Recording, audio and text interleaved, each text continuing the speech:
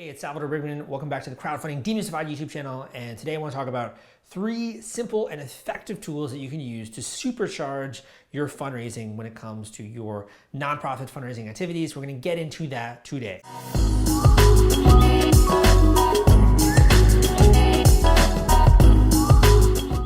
The first tool is very, very simple. And the reason why I mention this is that this tool actually drives 13% of all fundraising revenue. 13% of everything in the world. That is a lot of money, geez. It's very effective. And if you're not using it, quite frankly, you're missing out. So this is email marketing. I'm not referring to just like traditional email, I'm talking about email marketing specifically. Now, the tool you can use to do this is free. It's called MailChimp. There are also other paid tools available like Aweber, SendGrid, ConvertKit. There are a lot of other tools out there, but if you want to just experiment with this for free, you can try out MailChimp, which at the time I'm recording this is free up until 2,000 subscribers. So what you can do with MailChimp is you can collect all of the emails of people that are your friends, family. You can upload them to MailChimp and you can send a broadcast email. In addition, you can put a form on your website where people want to learn more about what you're doing, some of your initiatives. They can subscribe, they can join your email list, and then you can send them broadcast emails. But it goes a little bit deeper than that. MailChimp also gives you analytics, so it can show you visibly this number of people are opening your emails. Look at all these other people who didn't even open your email. You can send them another email because they didn't see the first one, right? You can also track and see your most engaged subscribers, and you can reach out to those people individually and say, hey, are you happy? Would you like to join our monthly giving program? Are you interested in maybe volunteering at our next event, right?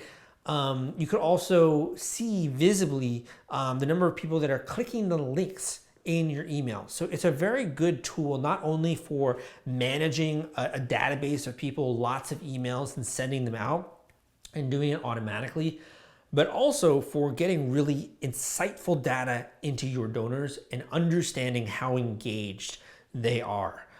This can be used in a lot of different ways, but I would say that if nothing else, begin to start to build your email list because like I said, it contributes to a lot of donations on an annual basis. The other tool that I want to mention is a little bit more sophisticated, but if you're interested in really getting the most emails possible, then this tool is going to be very helpful for you.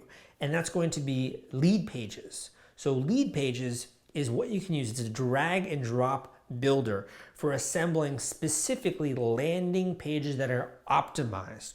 So the question is like, why not send a Facebook ad to your website, right? Or why not just send people to your website? The reason is that there are so many other links on your site that people kind of get lost. They might go down and read a bit of your blog, they might read a bit about news, they might read a bit about who is part of this organization, and they end up just like clicking around, and it's not really meaningful in any way to your marketing because you can't track, okay, if I send 100 people here, how many become part of my email list, or how many then become donors?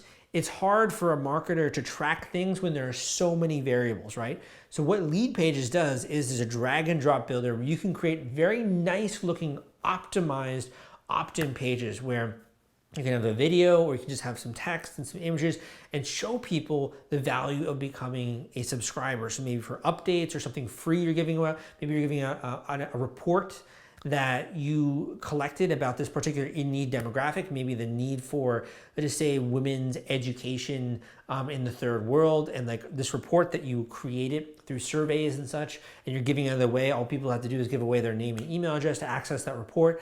You can do that using lead pages. You can send people here and you can track, okay, I sent 100 people to this page, and the tool will visibly show you analytically how many of them became email subscribers. I sent 100 here and 30 people became email subscribers. Okay, that's really interesting, right? And then you can track further down the road of those people, how many of them become donors. You send them using MailChimp a message or two, and then you send them a message leading to your donation form.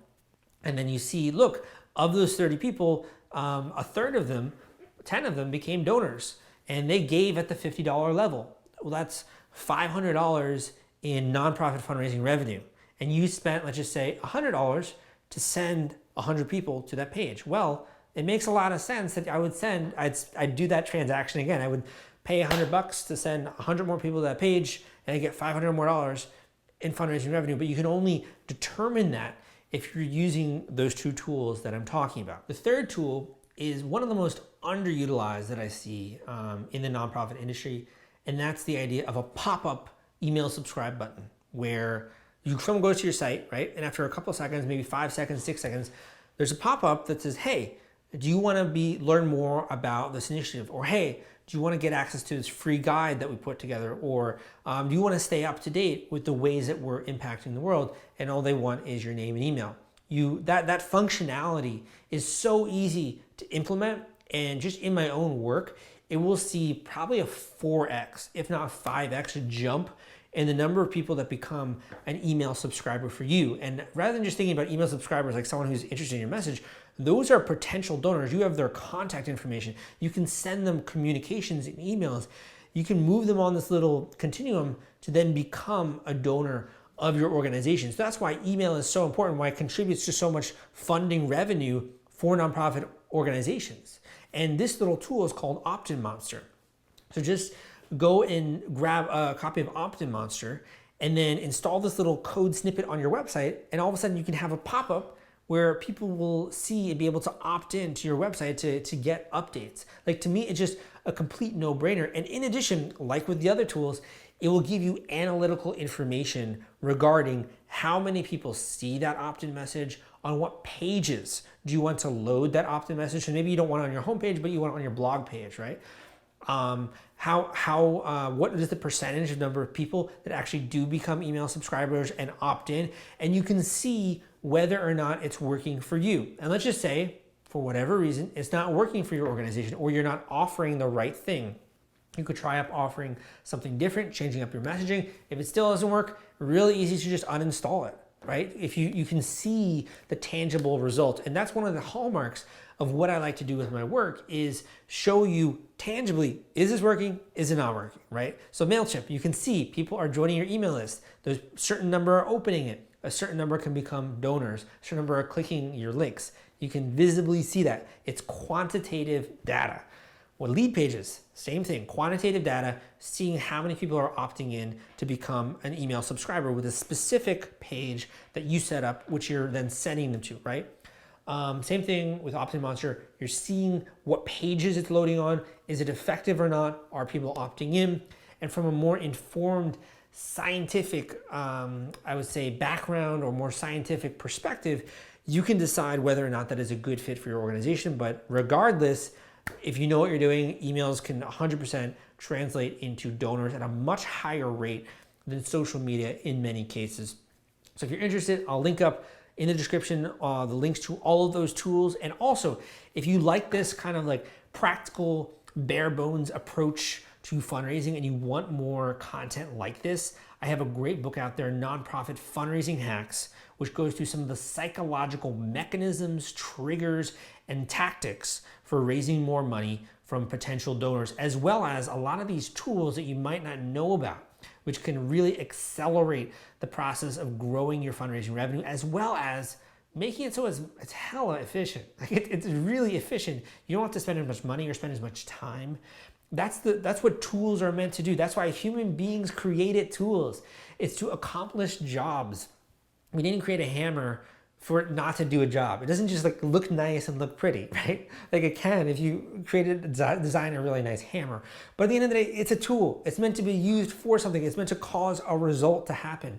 The same thing with the tools that you use in your organization. They are there for a reason, to impact your bottom line, to impact the results that you are causing on a daily basis. And you think of it this way, what is the difference between the different stages of humanity? You know, not to get super deep here, but the difference is that as we progressed as human beings, we started to use better and better tools. And those tools enabled us to make more money, to create more productivity, to create more things and better things, right?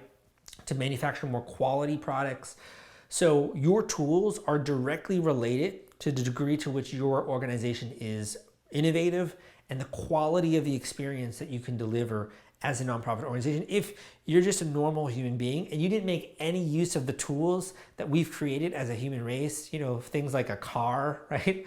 Or a camera or clothing or a hammer, you know, going back to the basics, like you're not going to be able to perform those jobs which are necessary in life or solve the problems that are thrown at you. If you don't have a car, you can't get around, right? It's hard. If you're not living in a city with public transportation, it's difficult for you to go from point A to point B. Similarly, you don't have the right tools as an organization, it's going to be hard for you to go from point A to point B. My name is Salvador Brigman. Thank you for joining me on this video. Give me a thumbs up if you liked it. Come subscribe, give me a comment down below, and I'll see you next time.